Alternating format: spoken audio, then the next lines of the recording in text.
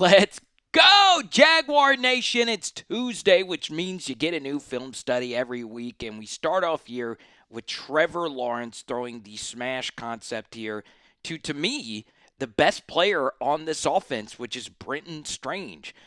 Really, until BTJ gets it all together, Strange has just been amazing. And honestly, BTJ shows you why he actually is the best player on this offense in terms of ceiling. It's because he's got that frame where you just got to throw it to him and he's going to make things happen. Boom! Look at that.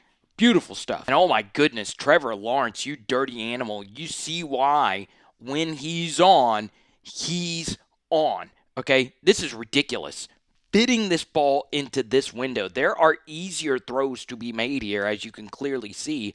But look at this from T-Law. Are you freaking kidding me? That is really, really, really elite stuff. And thankfully, Parker Washington actually caught it. We get to this 3rd and 9, and this is the rep that Trevor Lawrence is getting criticized for pretty mightily. Obviously, you would like to get this to BTJ. I'm a little perplexed why he didn't actually throw this to Brian Thomas Jr. What I'm thinking here is he thought that this safety was actually going to fan out and that this post being run behind BTJ would actually be the better option. I think it's tough for him to see that the safety went this far into the box here, but you would like to see him actually get this football right here to BTJ for the tutty, and you can understand why Brian is frustrated that it wasn't thrown to him. 3rd and St. Marco, 3rd and Point Verde. What else are we going to say? Jacksonville suburbs.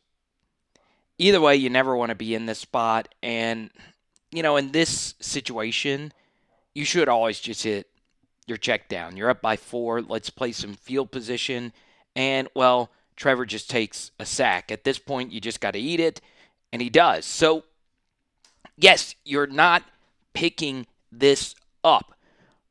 But this is a change in at least 20 yards of field position equity. So, Okay, so it's kind of strange trying to figure out what the Travis Hunter role actually is going to be. So far, it's mostly been a slot option, and you see a leverage advantage right here, Travis Hunter. You have BTJ running the vertical. These corners and safeties are back, and this is a good job by Trevor. Just get the football to him, and let's see what he could do. This is a nasty juke. So you're thinking as a backer, he's cutting back in. He gives a little wiggle, and then actually cuts upfield. That is nasty, nasty work right there from Mr. Travis Hunter. And, well, not the biggest guy, so you don't want him taking a big hit, but you do want to see him juking Bullock out of his shoes for an absolutely massive game. 3rd and 3, give this Jacksonville Jaguars offensive line a lot of credit.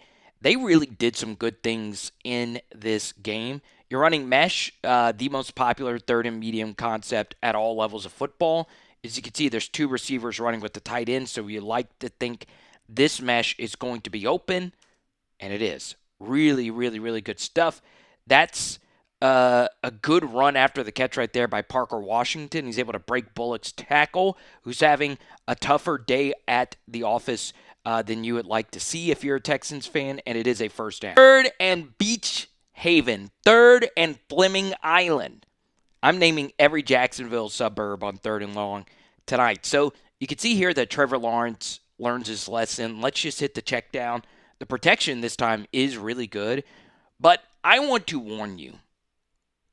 What you're about to witness is the single best yak tight end play since like prime George Kittle. I mean, this is truly unfruck. Notice I said fruck, YouTube. Make him miss. Boom. Boom. How is he still on his feet? Look at it again. Y'all. Juke a safety. And then this. Boom. Helmet to helmet contact right here. Boom. How? And that's the dirty player, I think. Yes, it is the dirty player. What? What is that? What is that? How?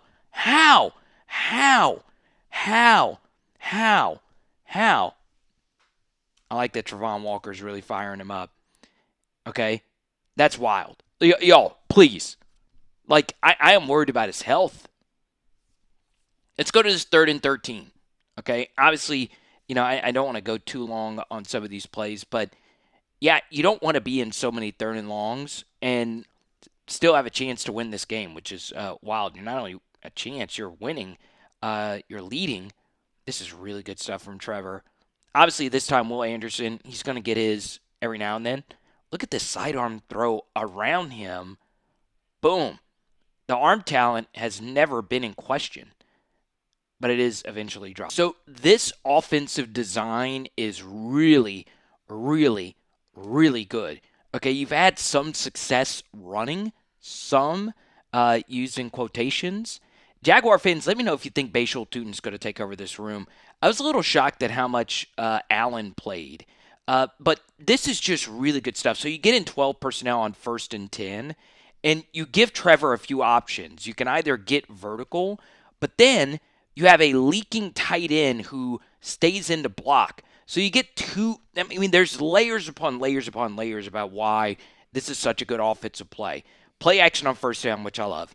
Verticals from your freaks, Strange and, of course, BTJ over here. Then you're given the leak from behind on from your second tight end. It's really good offense, right? Protection does break down over the middle, but that's just it's genius stuff from Liam Coen. Really, really, really good stuff. Okay, and boom, 17. You guys let me know who 17 is. 3rd and 4, and you guys know, Jaguar Nation, I love you, but I love BTJ more than I love this team. Okay, that might lose me some subscribers, but I'm an LSU guy first. And BTJ, first off, this is a really good concept right here. If you know they like to play man coverage, let's run a man beater. Okay, so you have Parker Washington run through here. You get BTJ in the slot. First thing about this rep is you could see he's struggling to keep his feet here. So he's already tripping here. Then Trevor sees that it's still there, throws an absolute dot while he's getting hit, and boom.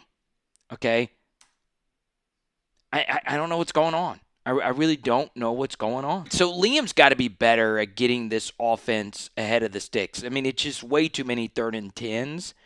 But what makes Drew Brees and Tom Brady and all the greats so great is that they don't lose a game, right? If you really just broke down their careers, there's a whole lot of boring. Let's just play boring football. Let's just hit this. We've already seen Strange do some ridiculous things with the yak. And Trevor decides to fit this ball in here. Okay? What? In what world is this okay? In what world is this okay? All right, so you get in a 5 wide, and man, this is just simple stuff. I mean, honestly, like this overload on 3rd and 4, I don't know what exactly you're doing defensively. This turns into cover 2 at the snap. And, well, if I'm Trevor, just judging by what this coverage actually is, unless this guy backs up, I'm taking this matchup Strange all day, every day versus this backer. And that's all Trevor needs to do. Boom. Okay? Could it come out a little bit earlier? Maybe so. But we do get it there, and it is a 1st down. Really good stuff. And then, once again, I shouldn't cut a Strange catch short anytime. So this right here is good process by Trevor Lawrence. So I'm not showing this to you on the play before. He had a check down to one of his tight ends to make it a manageable 4th. All right, so that's good process. This is also really good process on this angle route right here from Parker Washington. It's there. The DT just makes a really, really, really good deflection. But it's good stuff, right? It's good stuff from Trevor. Man, Trevor Lawrence, this is so good. So good on this 3rd and 6, okay? You always know you're going to get one dumb Trevor INT in a game. I don't know if that's ever going to change. And even though this wasn't a high-scoring game, God, I mean, he did some really, really good things. And once again, I know a lot of you were in my mentions last week, me saying Trevor's the worst quarterback in the NFL. At cost, I think he is. Maybe Tua's worst, but man, runs like that will change your opinion. And then guess what? Game on the line, somewhat season on the line in a tough AFC. A divisional win right here is so big. MVP was the offensive line. I mean, they nearly pitched a shutout in this game. And then, of course, Trevor hits BTJ. Watch this. Boom. Right in the chest. And BTJ's tough season, this is the spark that you need. So, obviously, you go on to win the game. Comment below. Do you think the Jaguars make the playoffs? We'll see what happens. But Trevor did take a step forward. For me, I can't believe it. 2 weeks in a row, I'm praising Trevor Lawrence, especially in a game where he only put up a few points. I'm happy for BTJ. I'm interested to see what the Travis Hunter thing looks like and Bashal Tutin and so on and so on. But, man, what a freaking game from T-Law when you really needed it, baby. Let's go.